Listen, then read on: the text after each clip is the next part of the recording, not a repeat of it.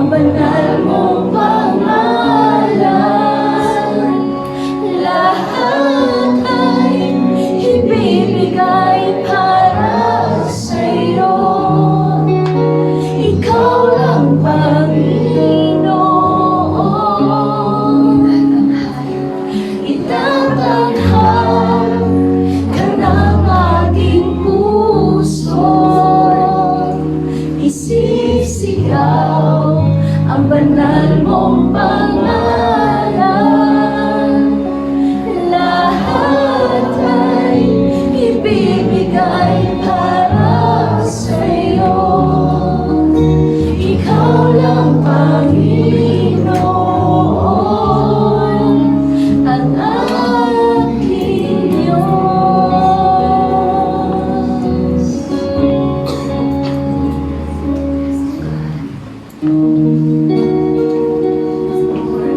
Patuloy po namin isisigaw na karapat-dapat ang kahagitan, Lord God.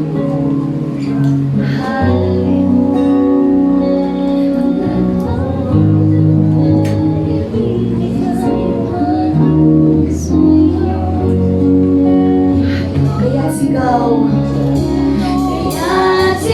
ng puso ko'y pasasalamat. Alay sa'yo ang aking pangako. Hanap ko'y sa pahinga, sa walang lalakoy.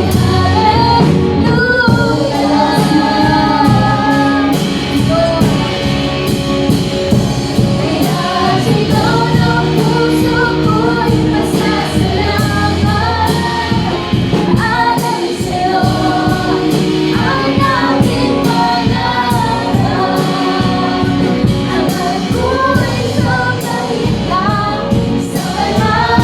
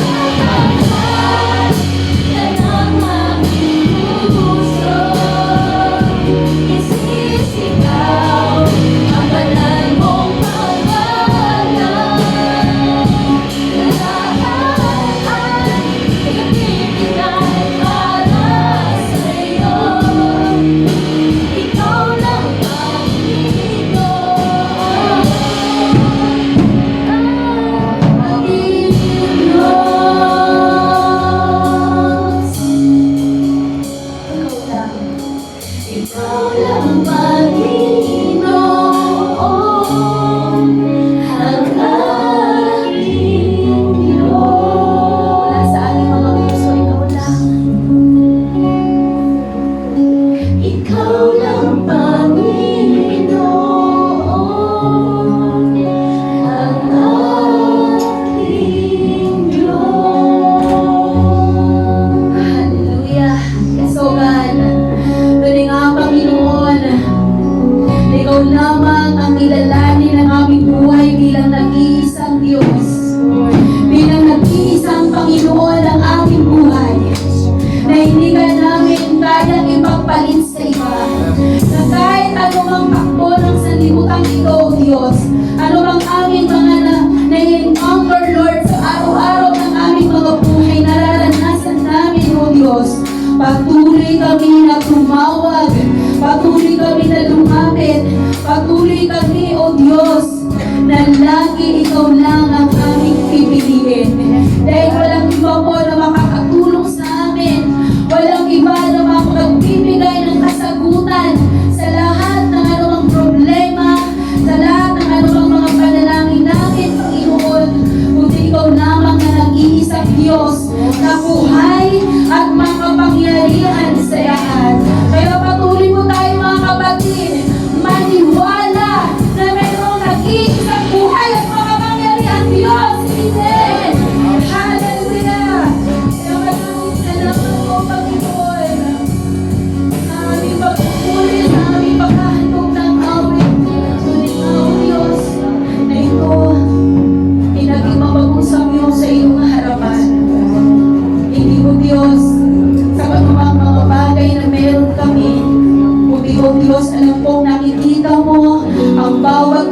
puso na naririto ngayon. Puso ng mga anak mo na lumalapit sa iyo, na inulong sa iyo ang kanilang mga buhay. Maraming salamat na alam namin na sa bawat pagtawag namin sa iyo, Panginoon, lagi nandyan ang iyong mga kasagutan. Patuloy nga, O Diyos, lagi mong ipaalala sa amin na ikaw ang Diyos na handang makinig sa sino man na tumatawag sa pangalan mo, Panginoong Hesus. Nandyan ka para handang makinig at sagutin ang lahat ng aming mga panalangin at maging ang ibang mga bagay na hindi namin nalalaman at ikaw lamang ang nakakaalam.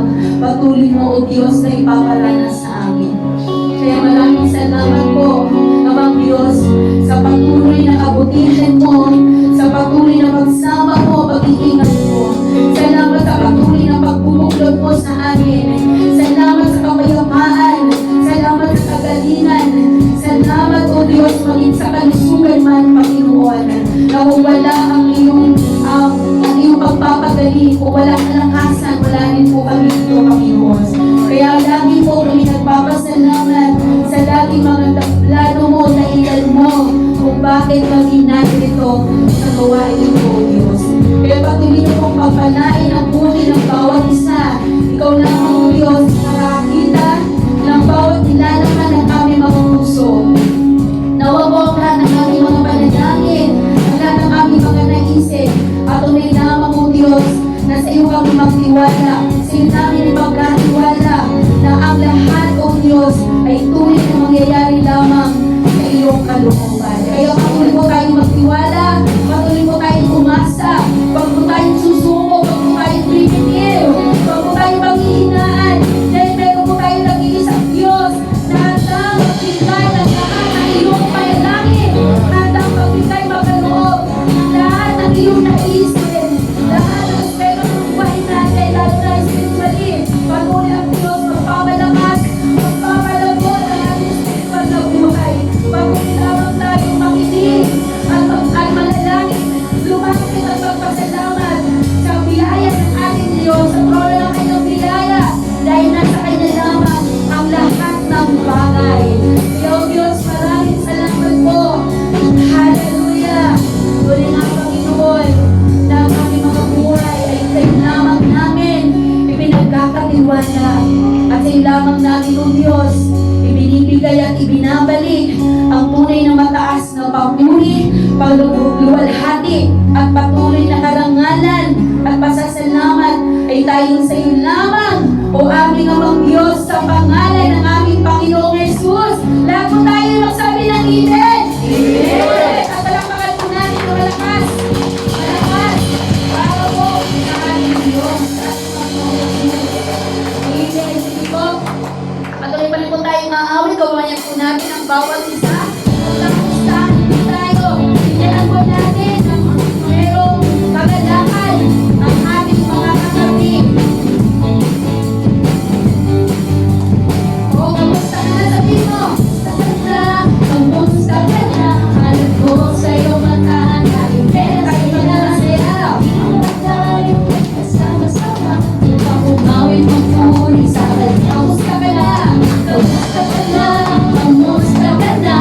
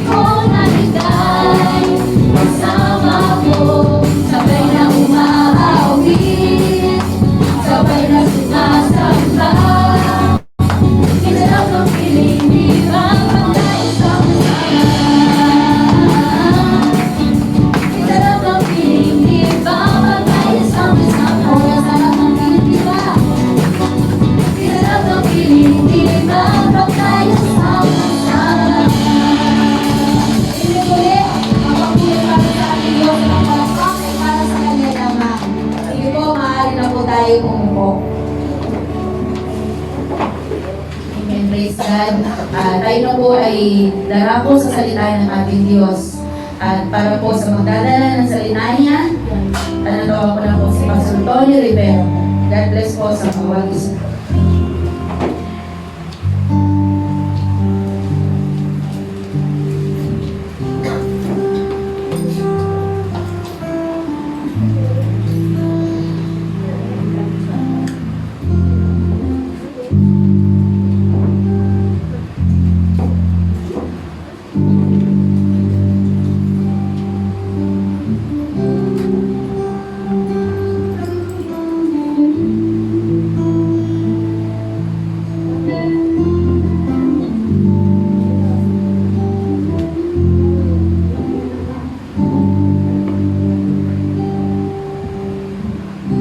Lord, hallelujah. Magandang umaga po sa inyong lahat. At nagpapasalamat tayo sa Panginoon kahit sa mga ganitong kalagayan na nangyayari sa mundo ito. Papasalamat tayo sa Panginoon sapagkat sinasamahan pa rin tayo ng Panginoon, iniingatan pa rin tayo ng Panginoon at ginagabayan pa rin tayo ng Panginoon. Kaya nga sabi ni Jesus sa John chapter 16 verse 33, sabi niya, Marami kayong mararanasan dito sa mundo ito ng kahirapan. Pero, tawag dito, iwala lang tayo sa Panginoon. Sapagkat sabi nga ni Jesus, napatagumpayan niya na ang lahat ng hirap dito sa mundo. Ang ibig ng sabihin nun, pinapakita ni Jesus na sa ating mga anak ng Diyos, wala tayong ibang pag-asa kundi ang ating Panginoong Jesucristo. Kaya nga sabi ng Apostol Pablo sa Romans chapter 14 verse 8, sabi niya, mabuhay tayo na naglilingkod sa Panginoon. Kung mamatay tayo na maglilingkod sa Panginoon. Mabuhay man o mamatay tayo na naglilingkod sa Panginoon. Kasi importante sa buhay ng tao na sa araw-araw ng kanyang buhay, talagang binibigyan niya ng panahon ang Panginoong Diyos sa buhay niya. Sapagkat alam natin mga kapatid, sa buhay na ito, kung hindi natin bibigyan ng panahon ang ating Diyos, tandaan natin, tayo rin ang talo. Sapagkat si Jesus lang ang buhay. Kung gusto kang mabuhay, wala kang ibang lalapitan, wala kang ibang susundin at papaniniwalaan kundi ang ating Panginoon Jesucristo lang. Sapagkat siya lang ang buhay. Kung gusto mong pumunta ng langit, siya lang din ang daan. Wala nang iba. Hindi ang reliyon ang daan papuntang langit. Hindi mabubuting gawa. Bagamat ang mabubuting gawa, kailangan natin yan mga kapatid. Pero hindi yan ang daan. Ang daan papuntang langit, walang iba kundi ang ating Panginoong Jesucristo lang. Kaya patuloy nating ilagak yung pag-asa natin sa ating Panginoong Jesucristo. At bago tayo magsimula, manalangin muna tayo sa ating dakilang Diyos. Dakila namin amang Diyos sa pangalan ng iyong anak na aming Panginoong Jesucristo. Lord, sa oras na ito, Panginoon, samahan mo po kami sa aming pagbulay-bulay ng iyong salita, Panginoon. Na ito'y maging rema sa bawat buhay namin at ito'y maging pagpapala sa bawat buhay namin at lalong-lalo na tulungan mo po kami na hindi lang kami tagapakinig ng iyong salita, kundi talagang masabuhay namin ang iyong salita, Panginoon. Salamat, Panginoon, sa iyong salita na nagbibigay buhay, na nagbibigay katatagan, na nagbibigay kalakasan sa bawat buhay namin, Panginoon. Kaya binabalik namin sa iyo lahat ang papuri, Panginoon. Pagpalain mo itong salita mo, Panginoon. Salamat, Panginoon, sa pangalan ni Kristo Jesus na aming Panginoong tagapagligtas. Amen and amen. Hallelujah. Praise the Lord.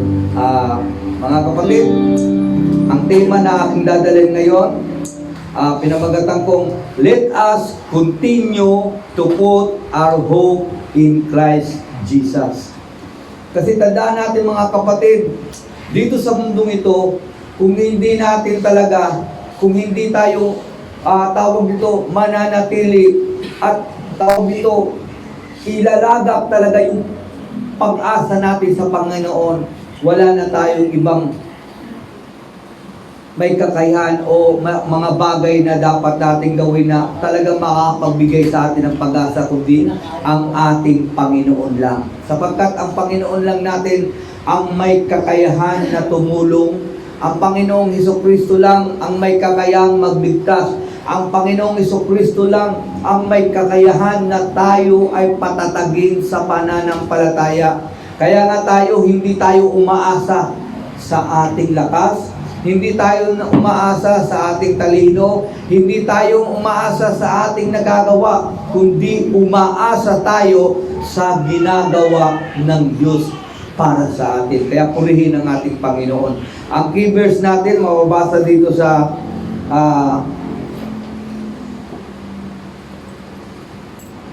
Hebrew chapter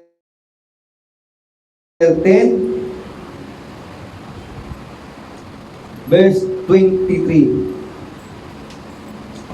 Sabi dito ng salita ng Panginoon, magpakatatag tayo sa pag-asa natin at huwag tayong mag-alinlangan dahil tapat ang Diyos na nangako sa atin. Ano sabi dito sa banal na kasulatan? Ang sabi ng Panginoon sa atin, magpakatatag tayo.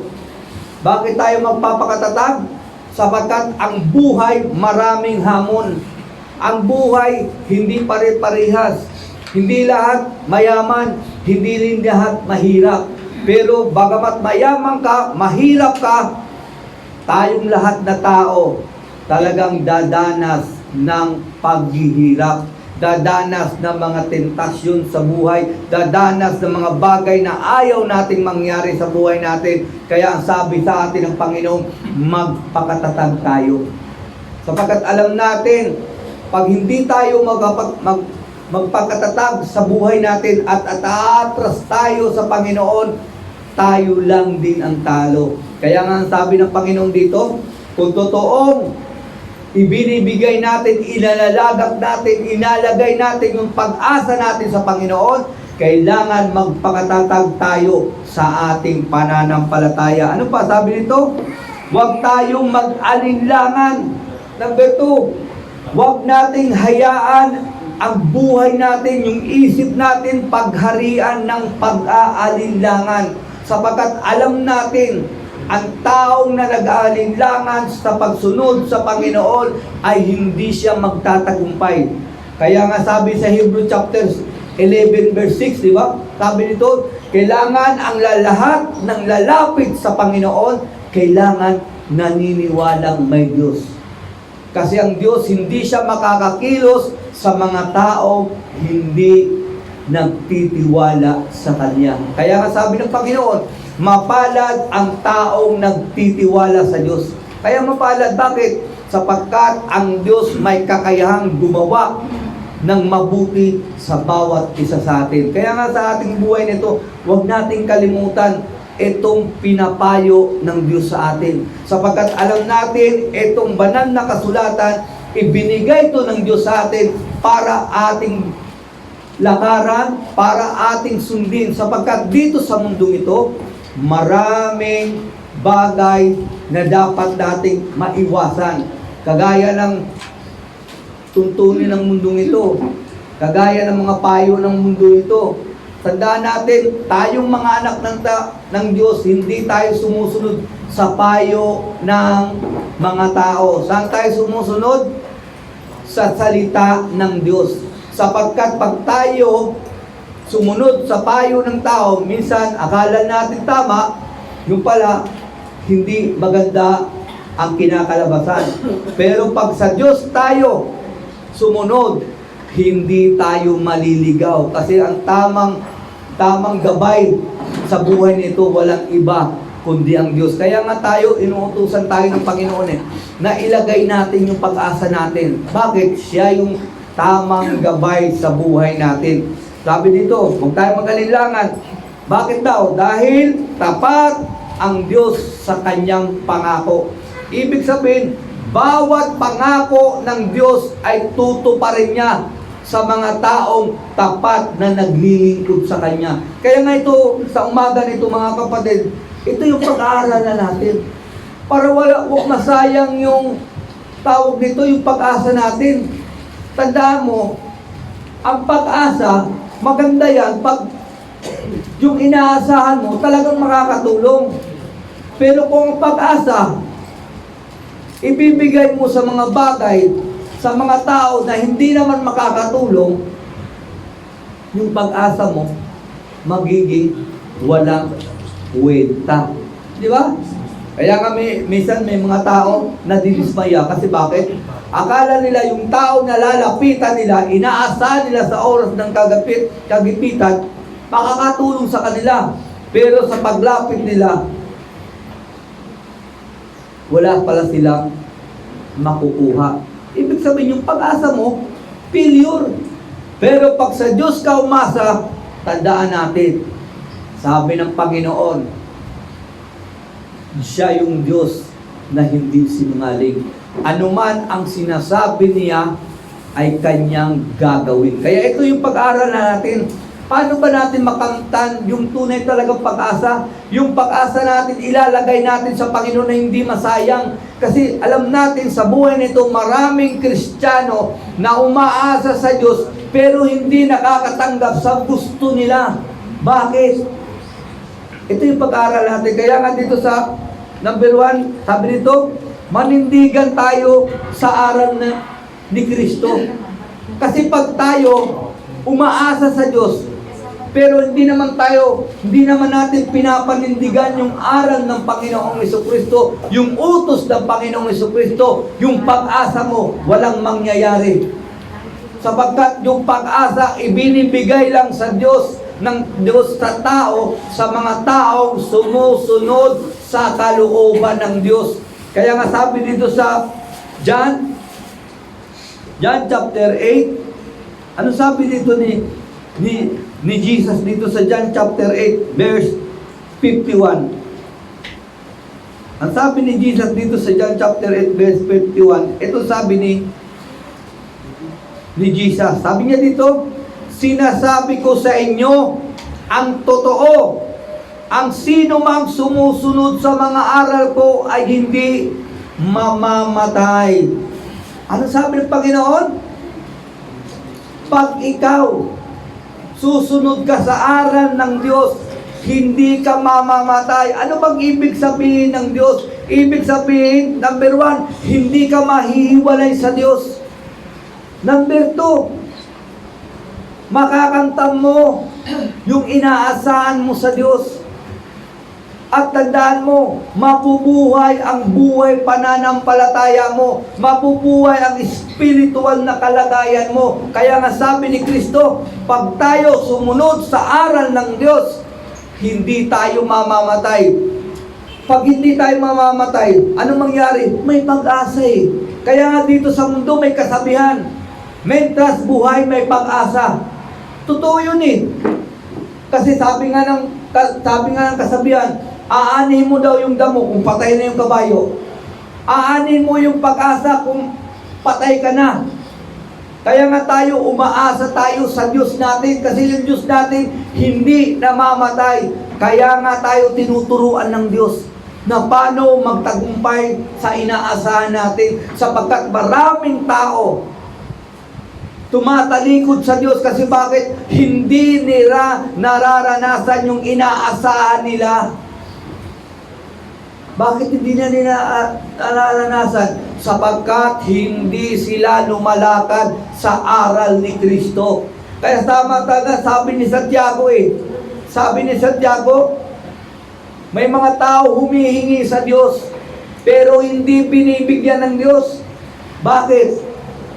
Sapagkat humihingi sila dahil lang sa kanilang kagustuhan, pero hindi naman sumusunod sa aral ng Panginoon. Kaya yung tama yung sabi ni Santiago maraming mga tao gusto ng buhay, maraming mga tao gusto ng langit, maraming mga tao gusto ng pagpapala, pero ayaw namang sumunod sa kalooban ng Diyos. Kasi ang kalooban ng Diyos walang iba kundi sundin natin yung aral ng Panginoon. Sapagkat alam natin mga kapatid, tayong mga anak ng Diyos, kaya merong nangangaral dito, hindi para kayo ma-entertain. Kaya may nangangaral dito, hindi para kayo magalingan. Kaya may nangangaral dito kasi para malaman ninyo ang katotohanan. Walang iba itong salita ng Diyos sapagkat ang salita ng Diyos ay katotohanan at ang katotohanan magpapalaya sa atin. Hindi ang tao magpapalaya sa iyo, hindi yung gobyerno magpapalaya sa iyo. Ang Diyos ang magpapalaya sa atin kung susunod tayo sa pinapagawa ng Diyos sa buhay natin. Kaya nga sabi ni Kristo dito, ang lahat na sumusunod sa kanyang aral, mabubuhay. Pati pag-asa mo, mabubuhay.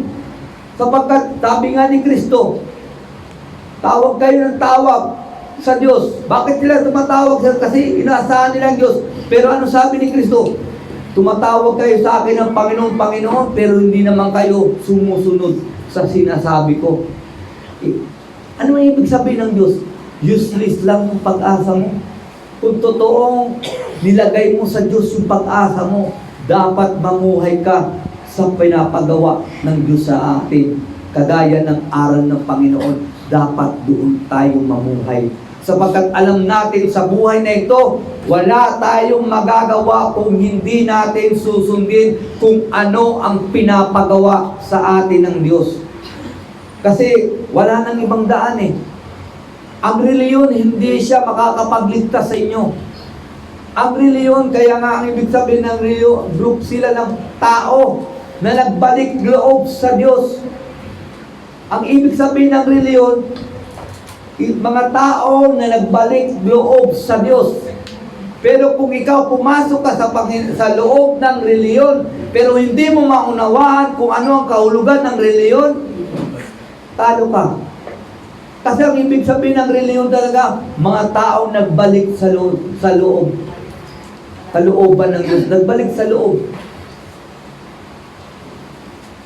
Sa kalooban ng Diyos. Kaya nga sa buhay na ito, kailangan talagang manindigan tayo sa aral ng ating Panginoon. Sapagkat ang Diyos, hindi siya tumitingin kung anong sinasabi mo. Hindi siya tumitingin kung ano ang pagkatao mo. Ang tinitingnan ng Diyos sa bawat isa sa atin, kung sinusunod ba natin yung kalooban ng Diyos. Kaya nga sa araw ng paghukom, wala tayong mapagmamalaki sa Panginoon. Hindi ka papasok sa langit dahil sobrang mong galing. Pero papasok ka sa langit pag sinunod mo ang kalooban ng Diyos. At ang kalooban ng Diyos, walang iba kundi pakinggan mo ang ating Panginoon. Kaya nga, di ba sila, si Pedro, si Santiago, at si Juan, sinama sila ni Jesus doon sa bundok ng Olibo. Ano bang nangyari doon? Yung pumunta sila doon, bumaba yung clouds, nagsalita yung Diyos Ama. Anong unang sinabi ng Diyos Ama? Hindi sinabi ng Diyos Ama, kamusta na kayo? Salamat kayo, nagpasyal-pasyal kayo dito. Hindi gano'n na sinabi ng Diyos eh. Ang sinabi ng Diyos, ito yung anak kong pinakamamahal. Pakinggan ninyo siya. Anong ibig sabihin doon? Pinapakita lang ng Diyos kung gaano ka-importante si Jesus sa buhay ng tao. Kaya nga sabi ni Jesus, ang lahat na sumusunod sa akin ay hindi na lalakad sa kadiliman, kundi magkakaroon sila ng ilaw sa buhay. Magkakaroon sila ng pag-asa sa buhay.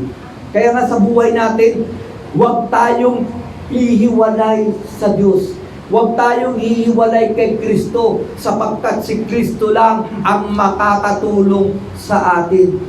Kagaya sa nangyayari ngayon, di ba? Maraming mga tao nagpo-problema, di ba? Kasi sa taas ng gasolina. Kasi alam natin, maraming ang balita-balita, di ba? Pati nga yung mga gasol, di ba? Yung may mga maaari ng gasol, nakikita mo, nakikita mo sa balita, ano nangyayari?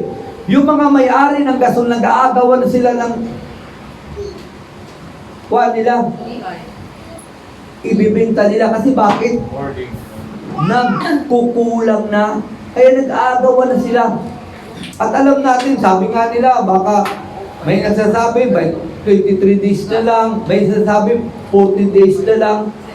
Tandaan natin mga kapatid, itong kahirapan ito, darating to sa mundong ito, mararanasan to ng lahat ng tao. Pero ang kaibahan lang ng mga anak ng Diyos, may Diyos na nangako sa iyo. Kasi sa sanlibutan, hindi nangako si Satanas eh. Kasi sabi nga ng Diyos, lahat na pinaghaharian ng kaaway, mga kampo niya, di ba? Pero kahit kailan si Satanas, hindi nangako. Nangako ba si Satanas na ganito? Sa araw ng kahirapan, huwag kayong matakot. Ako ang bahala sa inyo. Walang ganun eh. Kasi bakit? Kahit na maging tao ka ni Satanas, hindi ka niya tatratuhin tao.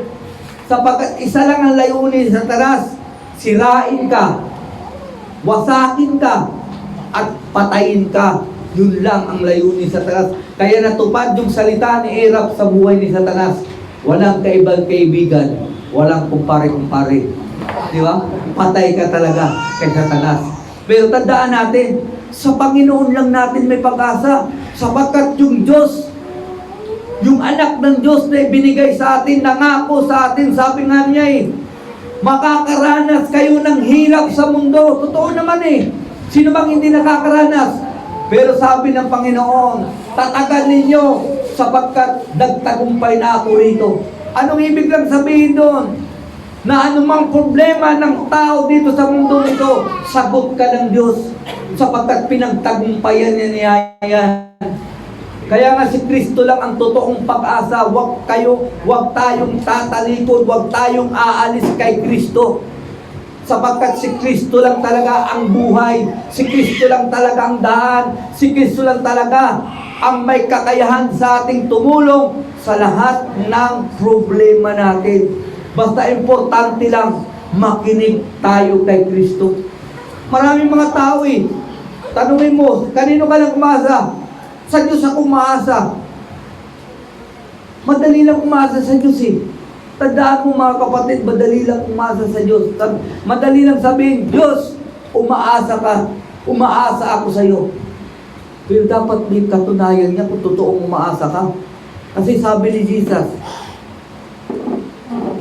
kung totoong umaasa ka, dapat mamuhay ka sa aral ni Kristo.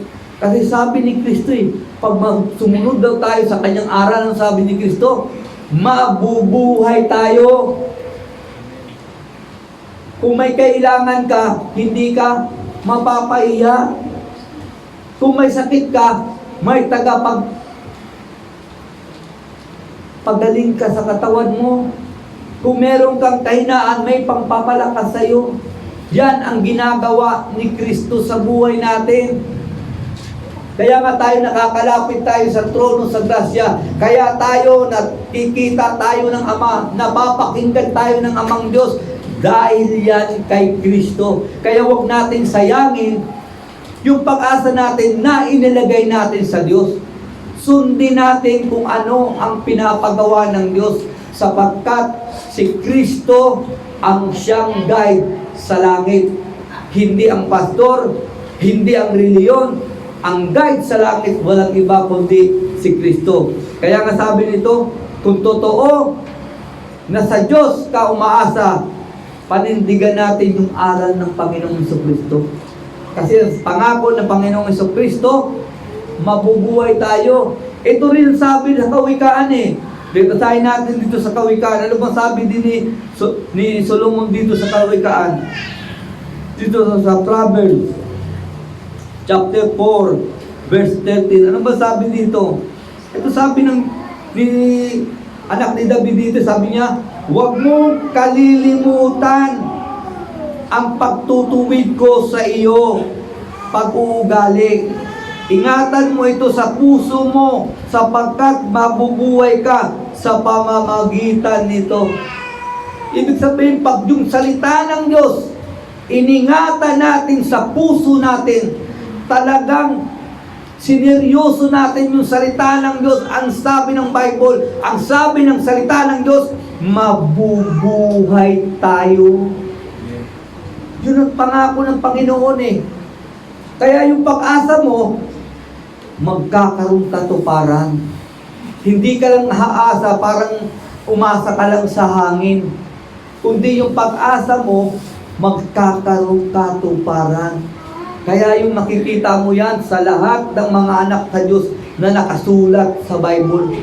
Lahat ng umasa sa Diyos at namuhay ng sa kalooban ng Diyos, lahat sila nagtagumpay sa buhay. Lahat sila, hindi sila naging kawawa. Naging kawawa ba si Job? Hindi. Ang katunayan, bagamat dumanas siya ng problema, nawala lahat yung kayamanan niya, nawala lahat yung ang anak niya, pero anong binalik sa kanya ng Panginoon? Doble ang ibinalik ng Panginoon sa kanya. Si Abraham, iniwanan niya yung kayamanan niya doon sa lugar nila. Pero tandaan mo, kahit saan magtungo si Abraham, pinagpapala siya ng Diyos. Bakit? Dahil sumunod siya sa Diyos. Ganon din sa atin. Kung gusto natin mapagpala, kung gusto natin yung pag-asa natin magkaroon ng katuparan, huwag tayong hihiwalay sa salita ng Diyos. Ipamuhay natin yung salita ng Diyos. Maging sincero tayo sa salita ng Diyos, sapagkat ang paglilingkod sa Panginoon ay hindi ito laro-laro. Kasi kung ang paglingkod lang natin dito sa mundo, para lang pagreliyon, magsisimba ako kasi bakit yun ang nagisnan ko sa buhay eh. Diba? Nagisnan ko sa buhay, dapat lang ako magsimba kasi bakit? Yun ang pamana ng magulang ko sa akin eh. Tandaan mo, ang paglilingkod sa Panginoon hindi ang pamana. Ang paglilingkod sa iyo, sa Diyos, may pusa yan, may pagmamahal yan, at may katapatan yan. Kasi pag ikaw naglilingkod ka, pang tradisyon lang, magiging walang kwenta yung paglilingkod mo. Kasi kaya nga ang Diyos, sabi nga ng Panginoon, kailangan ang sasamba sa akin, magsasamba siya sa Espiritu at katotohanan. Bakit sinabi ng Panginoon? Kasi maraming mga tao ngayon na naglilingkod pero hindi naman namumuhay sa Espiritu. Sumasamba pero hindi naman namumuhay sa Espiritu. Sa Diyos umaasa pero hindi naman namumuhay sa Espiritu. At hindi rin namumuhay sa katotohanan. So bakit? Ang sinusunod niya, hindi yung katotohanan. Ang sinusunod niya, yung sarili niyang kagustuhan. Kaya nga sabi ng Panginoon, pag tayo sumasamba, maglilingkod sa Panginoon, kailangan sumamba tayo, maglingkod tayo sa Panginoon sa Espiritu at katotohanan, sapagkat yun ang gusto ng Diyos.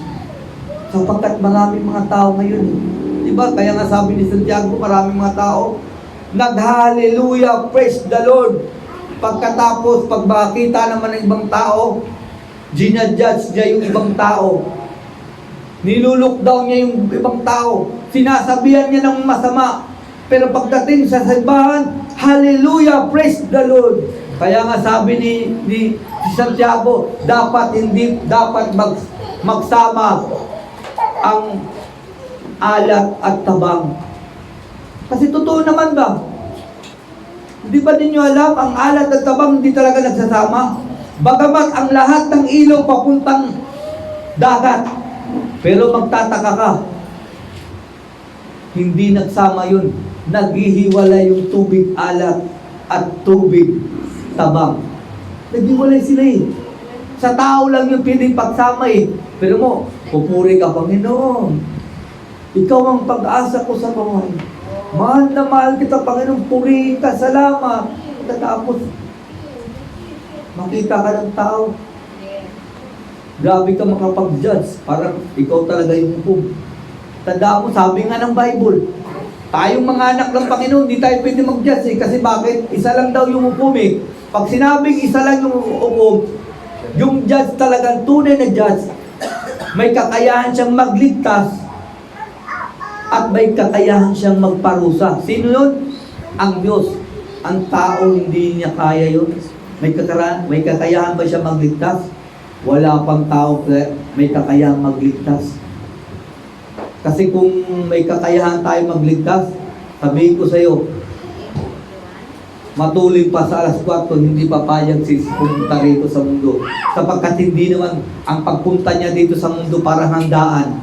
Handaan magbinating ni Kristo. Uy! Salamat Ama kasi bakit? Ang pupuntahan ko, picnic, handaan, hindi. Ang Diyos pumunta rito, hindi handaan eh. Alam niya, pagpunta niya dito sa mundong ito, mamamatay siya, maghihirap siya. Kaya nga sa atin, nakita natin yung kagustuhan ng Diyos, yung pagmamahal ng Diyos, na sa mga taong umaasa sa Kanya, talagang ginawa niya yung parte niya. Dapat gawin din natin yung parte natin. Kaya panindigan natin yung aral ng Panginoon. Pangalawa, sabi dito, maniwala tayo sa pangako ng Diyos. Maraming mga tao ngayon, hanggang ngayon, hindi nila kayang paniwalaan yung pangako ng Diyos.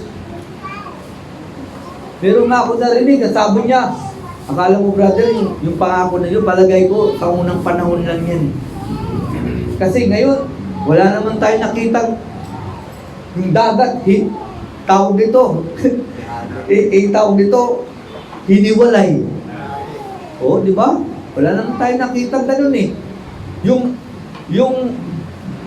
bumato si Eliseo, nasa first din yung Eliseo, di ba? Di ba yung itak na putol, nahulog sa ilog? Ngayon, nagproblema yun. Kaya napatulong kay Propeta Eliseo, sabi sa linulog. Anong ginawa ni Eliseo? Kumuha siya ng kahoy, di ba? Binato niya. Lumutang yung bakal eh. Di ba? Palagay natin, makikita natin mga tao, sasabi, sa una lang nga nangyari. Pero tandaan natin, mga kapatid, bagamat hindi na nangyayari yung nakalagay sa Bible na nakasulat. Pero tandaan mo, yung Diyos nila doon hanggang ngayon, tapat pa rin. Kaya nga sabi dito sa Bilang 23 verse 19, anong sabi ng Panginoon dito sa Bilang 23 verse 19? Anong sabi ng Diyos dito? Verse 23, chapter 20 verse 19. Anong sabi dito sa Bilang? Salita ng Diyos. Ang sabi niya dito, ito yung sabi niya, ang Diyos ay hindi tao na magsisinungaling o magbabago ng kanyang isip. Nagsasabi siya ng hindi niya ginagawa?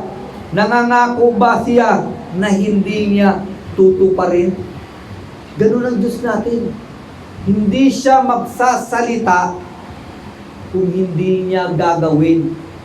Minsan, ang problema talaga wala sa Diyos. Saan ang problema? Sa tao. Sapagkat ayaw niya, hindi niya minsan hindi niya napapaniwalaan yung sinasabi ng Diyos. Tandaan mo, pag ikaw anak ng Diyos na tunay, dapat maniwala ka sa salita ng iyong amang Diyos. Sapagkat yung amang Diyos, siya yung Diyos na hindi nagsisinungaling. Siya yung Diyos na hindi kagaya ng tao, pabago-bago. Di ba? May tao na ba kayo nakita pabago-bago? Di ba? May ganyan eh. Di ba? Oh, brother, huwag ka matakot. Papahiramin kita ng 2,000. Pero next week na kasi hinintay ko pa yung pera. Pero pagdating ng next week, ay brother, mayroon palang kailangan masyado yung pamilya ko, kaya hindi kita makuha. Di ba, nagpabago-bago. Kaya ikaw tuloy, wala kang magagawa. O, di ba, nagagalit ka kasi hindi niya tinupad, di ba? Nagagalit ka. O, pero wala kang magagawa. Kasi nangungutang ka lang eh. Pero ang Diyos hindi ganon. Ano man ang sinabi ng Panginoon, tutuparin niya yan. Anong gagawin mo? Panghawakan mo yung salita ng Panginoon. Tandaan mo, tayong mga anak ng Panginoon, wala kang mababasa sa Bible na pag humingi kayo, siguraduhin nyo, Sobrang laki ng pananampalataya nyo. May nakalagay ba sa Bible? Ang sabi lang ng Bible, pag tayo humingi, paniwalaan natin na natanggap na natin. Pero wala kang mababasa sa Bible at sabi ng Diyos, humingi ka pero kailangan ng malaking pananampalataya. Kaya nga ang mga apostol, nang lumapit sila kay Jesus, kasi nga sila sa Panginoon, di ba? Yung may sakit dinasalan nila nirebuke nila pero hindi gumaling Kaya sabi ng tao ng tatay, kaya Panginoon, dadalhin ko na lang ito kay Jesus, kaya dinala kay Jesus Sabi, di ba, dinasalan na, hindi po gumaling Kaya nga sabi ng Panginoon kailan ba kayo maniniwala? Di ba sabi ng Panginoon sa mga apostolis? Sabi niya sa mga apostolis, kailan ba kayo maniniwala? Kaya anong ginawa ni Jesus? Pinagaling niya yung bata, gumaling. Kaya nga sabi ng mga apostol, Panginoon, bigyan mo po kami ng malaking pananampalataya. Anong sagot ni Kristo? Hindi naman sinabi ni Kristo, oo nga, bibigyan ko kayo ng malaking pananampalataya. Hindi. Sabi ng Panginoon, hindi kailangan malaking pananampalataya. Ang sabi ng Panginoon, kahit may pananampalataya lang kayo, kasing liit ng butil ng mustasa. Akala mo nakita na po yung butil ng mustasa? Sobrang liit talaga. Oo, sobrang liit. Nakikita mo yung parang buhangin na sa dagat na parang malaki-laki puti pero maliit pa rin. Parang ganun lang kalaki yung butil ng mustasa. Pero magtataka ka, pag lumaki naman yun, parang puno rin kalaki. Di ba? Doon lang pinapakita ng Panginoon, ang pananampalataya hindi kailangan malaki. Sapagkat ang nagpapalaki ng pananampalataya, walang iba, ang Diyos. Bakit maraming mga tao hindi tumatatag yung pananampalataya nila? Hindi nila nakukuha yung pangako ng Diyos sapagkat hindi sila lumalakad sa kalooban ng Diyos. Hindi sila nag-aaral ng salita ng Diyos. Sapagkat sabi ng Bible, ang pananampalataya nanggagaling yan sa salita ng Diyos. Pag ikaw may kulang ka sa buhay, hindi mo pinag-aaralan, hindi mo sinasabuhay yung salita ng Diyos, huwag kang magtaka na hindi ka lalago sa pananampalataya. Kaya ikaw yung Kristiyano, bagamat Kristiyano, punong-puno ka ng pagdududa. Diba? Magdadasal ka, katapos mag-amen, pag umupo ka na, iisip mo, ano nangyari ko? Parang lumalabas na bahala na si Batman, di ba? Hindi naman ganun ang pananampalataya, parang bahala na si Batman. Tandaan mo, pag ikaw natuto kang mamuhay sa pananampalataya, natuto kang ipamuhay yung salita ng Panginoon, yung pag-asa mo magkakatotoo yan. Kaya yung pangako ng Diyos makakamit mo yan. Kasi bakit? Ang Diyos, mabuti ang Diyos Hindi tayo, kasi akala ng mga tao kasi ang Diyos pahirap di ba? Ang hirap naman ito, kailangan talaga sumampalataya talaga ako, kailangan, kasi meron na nalalagay sa ibang mga Kristiyano, kailangan talaga lumaki talaga yung pananampalataya ko para tawag nito, makamit ko yung pangako ng Panginoon. Pero hindi nila alam, ang sikreto para makamit mo yung pangako ng Panginoon, sundin mo yung aral ng Diyos. Makakamit mo yung pangako ng Panginoon. Bakit ang mga tao nakamit nila yung pangako ng Diyos? Dahil sumunod sila sa kalooban ng Diyos. At yung pananampalataya nila, ang Diyos ang nagpalago sa pamagitan ng salita ng Panginoon. Kaya, mga kapatid, kung kayo may panahon kayo sa pagsiselfon, di ba? May panahon tayo sa pagsiselfon, di ba? Walang tao ngayon. Bata man, matanda, nakikita ko nagsiselfon Minsan ba, tuwa sa cellphone, kung lalo may pinapanood siyang nakakatawa. Di ba? Sa mga YouTube, sa mga Facebook, nakakatawa. Di ba? Tuwa-tuwa. Pero dapat bigyan natin ng panahon yung salita ng Diyos. Kasi itong cellphone, itong nakikita natin dito sa cellphone, hindi yan makakatulong sa'yo pag may problema ka. Hindi makakatulong yan sa'yo. Ang makakatulong sa'yo pag may problema ka, walang iba kundi yung salita ng Diyos. Kaya nga makikita mo yung mga anak ng Diyos sa unang panahon. Pag sila may problema, ano agad ang hinahanap nila? Ang salita ng Diyos. Nakita natin yan sa buhay ni Haring Josaphat. Di ba? Yung narinig niya, gigirahin na siya. At nakita niya yung sundalo niya, mga duwag naman yung mga sundalo din niya, mga takutin, di ba? Anong unang ginawa ni Haring Josaphat? Hindi siya kumuha agad ng espada pagkatapos para siyang nasa palabas na ganyan. Wow! Lalaban tayo hanggang pamatayan. Hindi ganyan ang ginawa ni Haring Josaphat. Anong ginawa niya? Hinanap kagad niya yung salita ng Diyos. At pagkatapos, nagpastig sila lahat. At alam natin yung nangyari noon. Yung mga kalaban nila, ano nangyari? Hindi sila Haring Josaphat na nakipaghira. Sino? Ang Diyos. Sa pamagitan ng sila-sila ang nagpatayan. Saan ka ba makita nun? Hindi mo nakilala yung mga kasama mo. Kayo na nagpatayan, di ba? Bakit nangyari yun? Sapagkat nakita natin ang tao na sa Diyos talaga may pag-asa.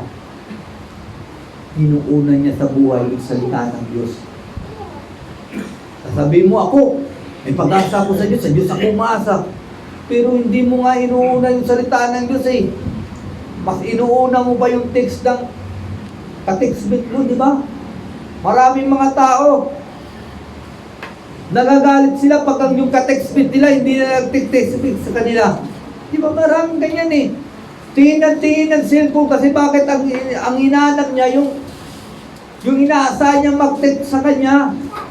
Di ba anong nangyari pag hindi niya nababasa yun? At aabutin ng ilang oras, di ba nagagalit siya. Pero hindi niya naiisip.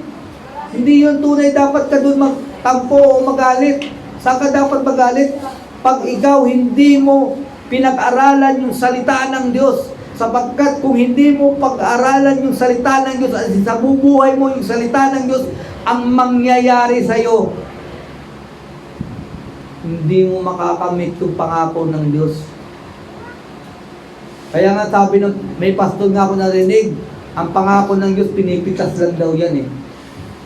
Pero yung mga tao, hindi maunawa sa una, hindi ko maunawaan yan. Pag sinabi ng pastor, pitasin mo yung mga pangako ng Panginoon.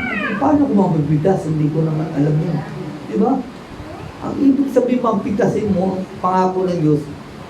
Ang number one gawin, ipamuhay mo yung salita ng Panginoon. Kasi pag pinamuhay mo yung salita ng Panginoon, nilakaran mo yun sa buhay mo, tandaan mo, lahat ng desire ng buhay mo, ibibigay ng Diyos. Sapagkat pangako niya. Diba? Lahat ng desire mo, sabi ng Panginoon, pag inuna mo ng Diyos, lahat ng desire ng mo, ibibigay ng Diyos. Kaya nga tayo, paniwalaan natin yung pangako ng Diyos. Kung tunay tayong may pag-asa sa Diyos, umaasa sa Diyos, panghawakan natin yung pangako ng Diyos. At mamuhay tayo sa salita ng Diyos. Huwag tayong mamuhay na katulad ng mga taong wala sa Panginoon. Maraming mga tao ngayon na nagsisimba. Katunayan nga dito sa mundong ito, maraming pagtatalo tungkol sa reliyon. Kung sino ang tunay na reliyon, kung sino ang tunay na tama. Pero hindi nila naunawaan. Ang paglilingkod sa Panginoon, hindi sa pamagitan niya ng kung reliyon mo ba tama o reliyon mo mali. Ang tunay na paglilingkod sa Panginoon, sinusunod mo kung ano ang sinasabi ng Diyos. Sapagkat pag sinusunod mo yung sinasabi ng Diyos, yung reliyon mo magkakaroon ng pakinabang sa'yo. Kaya nga sabi ng Panginoon, ang gusto niyang reliyon, yung mga reliyon daw na tumutulong sa kapwa-tao, tumutulong sa mga nangangailangan, at hindi nila pinapayagan yung sarili nila madumihan ng kasalanan ng mundo. Yun ang gustong reliyon ng Diyos. Kahit basahin mo po niyo, di ba nakalagay sa Santiago chapter 1 verse 26 ba yun, 27? Yan yung totoong reliyon, hinahanap ng Diyos. Yan yung totoong gusto ng Diyos na reliyon. Aanoin mo naman, di ba? Kahit sabihin mo pa, itong reliyon ko talagang, ito talaga yung tinayo ni Kristo 33 AD. Di ba? Lahat gusto niya, i-connect talaga. Ito talaga yung reliyon ko. Tinayo talaga to ni Kristo. Pero kung ikaw naman, hindi ka namumuhay sa salita ng Panginoon, yung reliyon na inaakala mo kahit si Kristo pa lang tayo, magiging walang kabuluhan. Kasi si Judas, nasa sa tamang reliyon At si Judas, hindi lang siya member. Siya ay may katungkulan. Ingat yaman siya nga ng mga abuluyan sa panahon nila Pero ano nangyari kay Judas? Napahamak si Judas. Bakit? Kasi hindi nakatuon yung puso niya sa salita ng Diyos. Saan nakatuon? Sa pera. Kaya nga tandaan natin mga kapatid, ang pag-asa natin, hindi ang pera, kundi ang pag-asa natin yung pangako ng Diyos, at makakantag ng natin yung pangako ng Diyos pag tayo lalakad ayon sa kalooban ng Panginoon. Pangatlo, sabi nito, matuto tayo sa pagtitiis ni Kristo. Tandaan natin mga kapatid, maraming mga Kristiyano, ayaw na ayaw nila magtiis sa paglilingkod. Diba? Kaya nga sa mundong ito, may kasabihan sila, pag ang tao nagigipit sa patalin, kumakapit. Totoo naman yun, di ba? Maraming mga tao ayaw talaga sa pagtitiis. Pero tandaan mo, tayong mga anak ng Diyos, tinuturuan tayo na magtiis sa buhay na ito. Kaya nga sabi ni Apostol Pedro, sana wala sa inyong magtiis dahil sa gawa niyang masama. Kung magtitiis man kayo, dapat sa pagsunod ninyo kay Kristo. Kaya nga tayo tinuturuan ng Diyos na matuto tayong magtiis, sapagkat alam ng Diyos na yung mga tao nagtiis lang hanggang wakas, yun lang ang maliligtas. Yung mga tao nagtiis kay Kristo, yun lang ang maghahari kasama ni Kristo. Kaya nga sabi ni Apostol Pablo, ano sabi ni Apostol Pablo dito sa Philippians chapter 1 verse 29. Ang sabi dito ni Apostol Pablo, sapagkat hindi lang ang pribilehiyong sumampalataya kay Kristo ang ibinigay sa inyo, kundi ang maghirap din para sa Kanya. Tandaan mo, pag ikaw naghihirap ka dahil sa pagsunod mo kay Kristo, hindi yan pasakit. Ang tawag niyan, pribilehiyo. Kung akala mo kung ikaw naghihirap ka kay Kristo, pasakit dyan, hindi. Pribilehiyo mo yan. Diba? Kagaya sa trabaho. Pag ikaw tinanggap ka sa trabaho, mararanasan mo yung pribilehiyo ng kumpanya. Diba? Sa isang taon, mayroon kang ano ba yun sa kumpanya? Sa isang taon, mayroon kang 15 dias na hindi muna, yung 15 dias na pwede kang hindi magtrabaho na may sildo ka. May sick leave ka rin. May bonus ka rin. May 13 months ka rin. Privilege mo yan sa kumpanya eh. Pagtanda mo, may separation fee ka, pag umalis ka, yan ang privilege mo sa kumpanya eh. Yan, di ba? Matatawag ba natin pasakit yung nagtatrabaho tayo sa kumpanya? Hindi. Privilege natin yan kasi bakit? Meron tayong natatanggap na mabuting bagay. Ganun din sa Panginoon. Maraming mga tao, akala nila pag tayo sumusunod sila sa Panginoon at nakakaranas sila ng hirap, parang iniisip nila pasakit. Kasi bakit? Kasi maraming mga pastor kasi hindi rin nila ini-explain yung sinabi doon sa Mark chapter 8 verse 34. Nasabi ng Panginoon, kung gusto niyo sumunod sa akin, i-deny niyo yung sarili, pasanin niyo ang krus. Anong ibig sabihin ng krus? Pasakit yun eh. Di ba? Kaya natanin yun sa maraming tao. Pag ikaw naglilingkod ka sa Panginoon, nagpapasakit ka, kawawang-kawawa ka naman. Tanda mo, pag ikaw naglilingkod ka sa Panginoon, hindi pasakit yan. Privilege mo yan. May matatanggap ka sa Diyos. Kaya nga sabi ng Apostol Pablo, natuto siyang naghirap, natuto siyang magutom, pero natuto, naranasan din daw niyang sumagana. Kaya pag tayo lumalakad sa Panginoon, may problema tayo. Lumalakad tayo sa Panginoon, maraming problema, maraming pasakit na nangyayari sa buhay natin. Huwag nating isipin pasakit yun, kundi privilege mo yun. Sapagkat nakihati ka sa hirap ni Kristo. At sabi ni Kristo, ang lahat na nakihati sa hirap niya, anong sabi niya? Maghari. Sabi niya dito sa 2 Timothy, anong sabi niya dito? Sa 2 Timothy, chapter 2, verse 12. Ano sabi ba ni Apostol Pablo dito? Oh, sabi niya ito, kung magtiis tayo, maghahari rin tayong kasama niya. Kung itatakwil natin siya, itatakwil din niya tayo. Anong privilege natin pag tayo magtiis?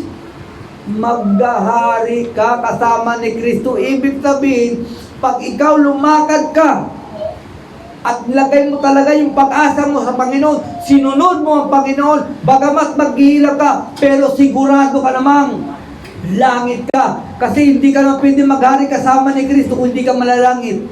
Di ba? Kaya malaking pribileo, parang kumpanya lang. Di ba? Kaya tayo mga kapatid, pag tayo dumadanas ng hirap sa Panginoon, hindi yan pasakit, pribileo yan. May matatanggap ka sa Diyos. Kaya nga sabi ni Kristo, pag ikaw magtiis, maghahari ka kasama ni Kristo eh. Ano din sabi ni Pedro dito sa 1 Peter? 1 Peter chapter 2, verse 21. Ang sabi ni Pedro dito, ang mga pagdudusa ni Kristo para sa atin ang halimbawang dapat nating tularan. Ito ang dahilan kung bakit tayo tinawag para tularan natin ang buhay ni Kristo. Maraming gustong tumulad kay Kristo sa hayahay. Diba? Gusto ko talaga matulad ako kay Kristo, yung sinabi ni Kristo nga, Pilay, tumayo ka. Tama nga naman kasi maraming mga tao ngayon na minsan ginagamit sila sa Panginoon. Minsan proud na sila sa sarili nila, parang sila na yung nagpapagaling, di ba? Kaya minsan magtataka ka dito sa mundong ito. Kasi bakit? Parang politiko na rin yung mga ibang mga pastor. Pero mo, magkukusid. Mas malaki pa yung mukha niya kung sa pangalan ni Kristo. Di ba? Parang lumalabas tuloy. Kaya pupunta yung mga tao doon dahil sa iyo, hindi na dahil kay Kristo. Di ba? Parang politiko lang, di ba? Mas malaki pa yung mukha sa ambulansya, di ba? Punta sa ambulansya, pagkita mo, pinapakita talaga yung mukha sa ambulansya. Bakit kaya anong dahilan? Pinapakita talaga to, na ako talaga to.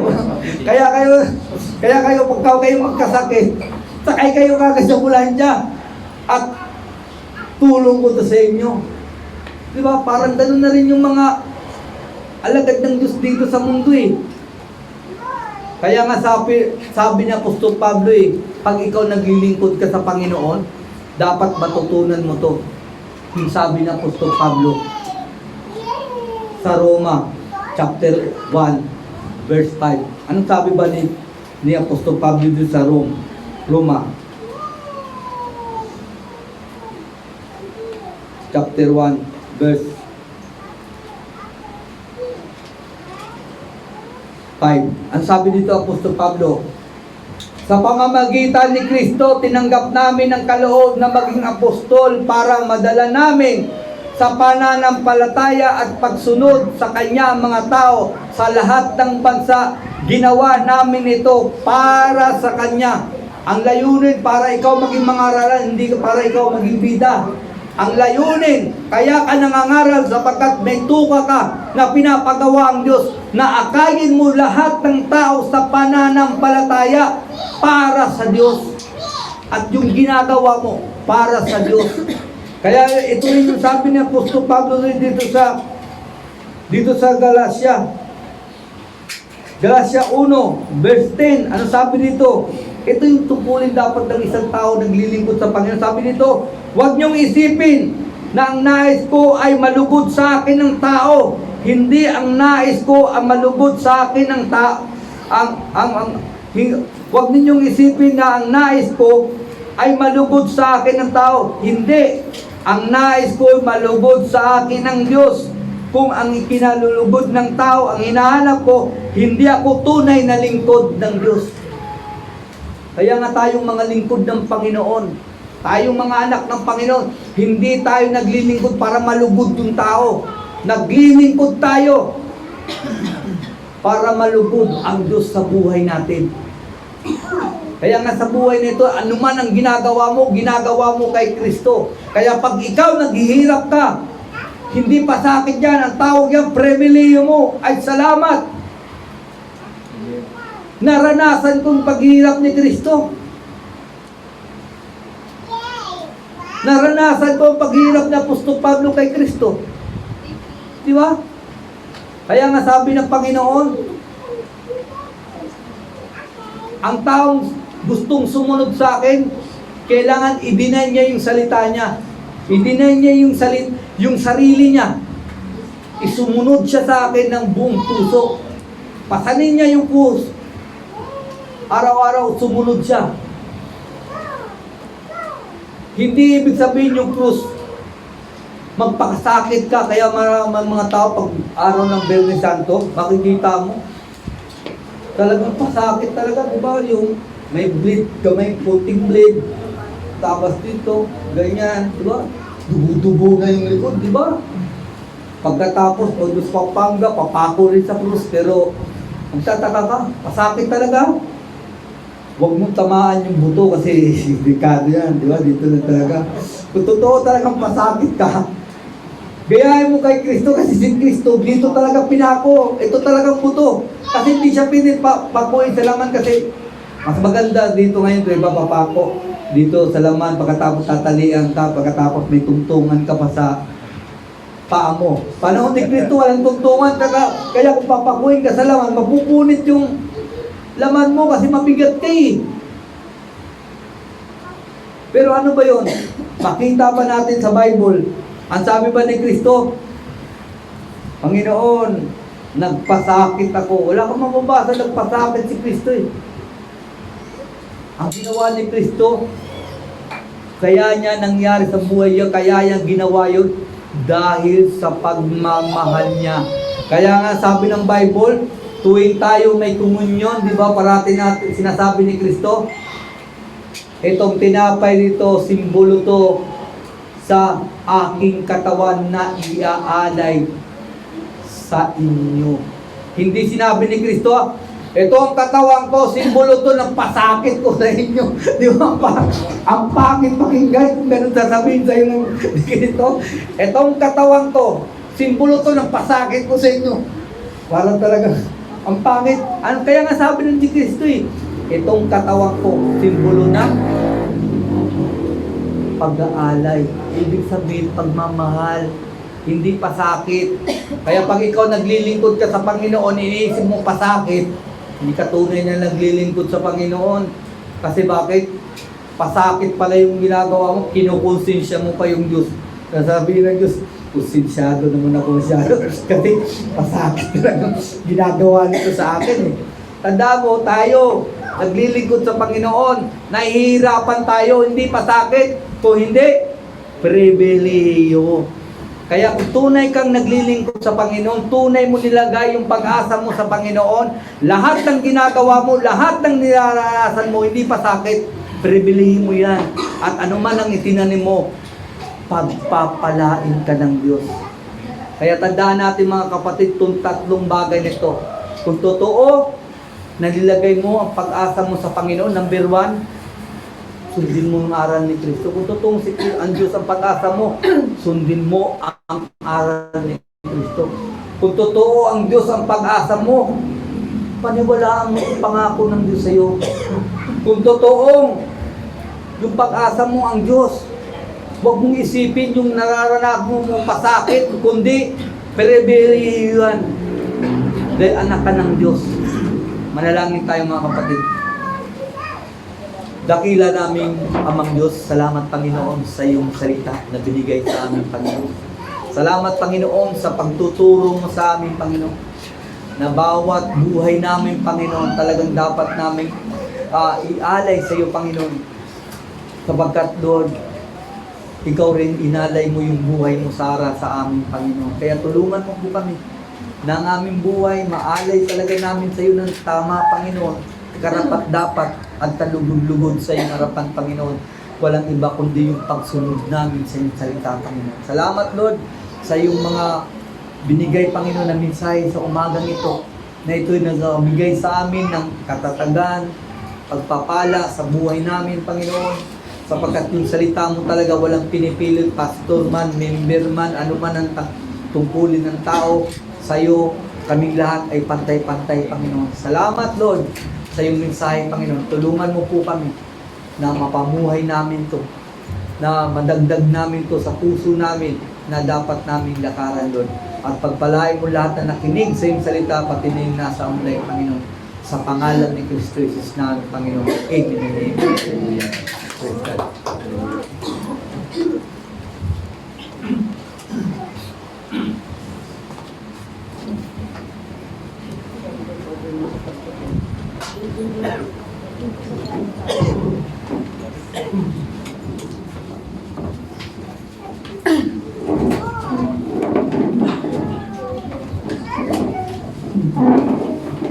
Praise God.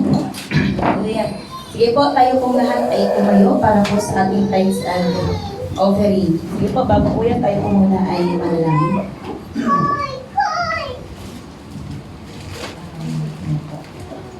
Hallelujah.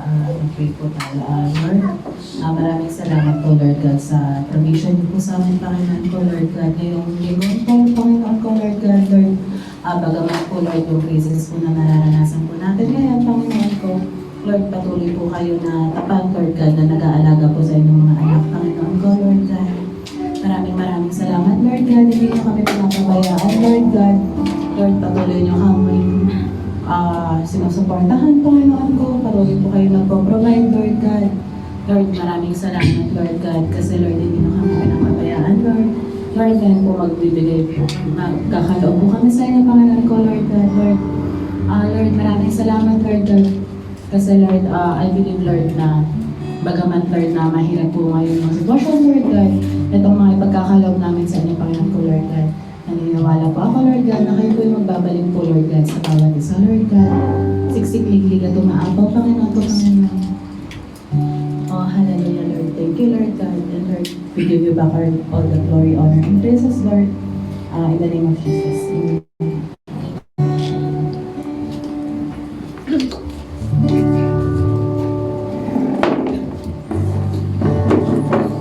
Amen. Sige po, tayo po ay sama-sama pumawit. Awitin po natin, walang imposible sa ating Diyos.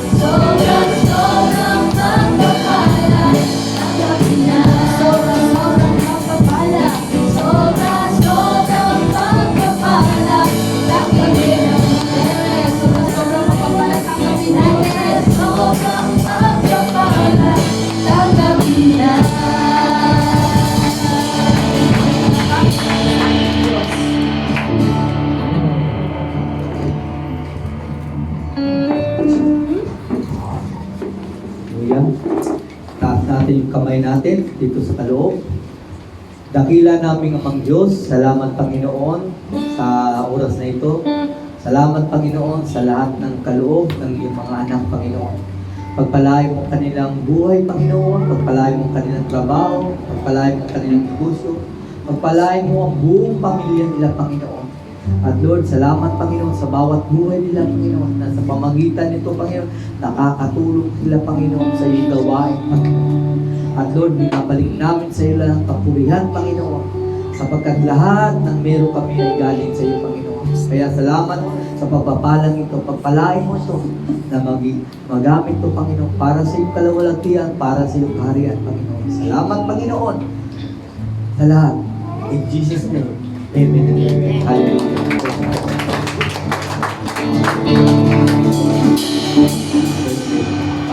Yung may birthday, May daw yung may mga nag-birthday. ikaw, Hindi ka pa nag-birthday.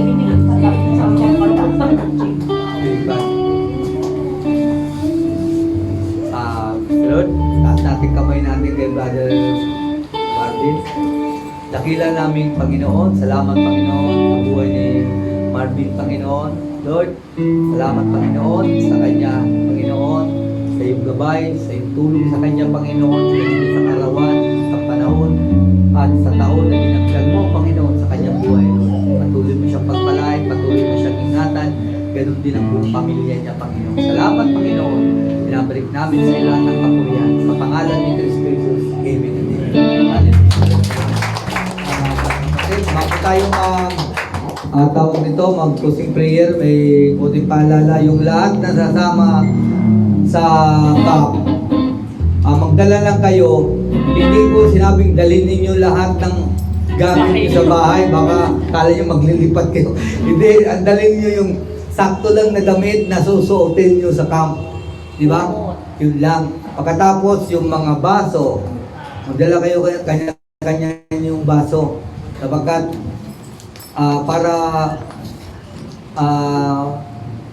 para rin makatipid din yung simbahan. Di ba? Kapatid, salamat sa inyo lahat.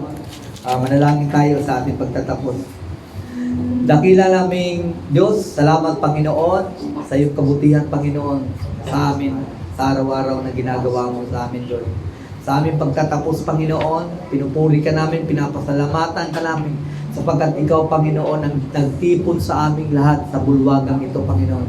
Sapagkat kung hindi dahil sa iyong biyaya, wala kami ngayon dito, Panginoon. Kaya salamat, Panginoon, sa panahon na binigay mo sa amin, na nagkatipo kami, nakapagpasalamat kami sa iyo, nakapagpuri kami, nakapagsamba kami, nakapakinig kami sa iyong salita, Panginoon. Salamat, Panginoon. Pagpalain mo lahat ng mga anak mo na nandito, Panginoon. Pagpalain mo sila sa buong linggong ito, Panginoon. At pagpalain mo kami, Panginoon, sa pagpunta namin sa camp, Panginoon.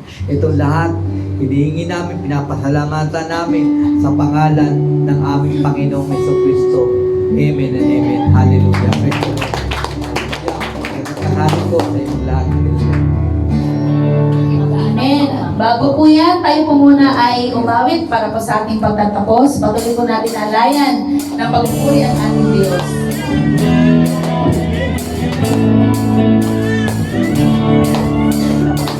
Too many things you fight for my attention.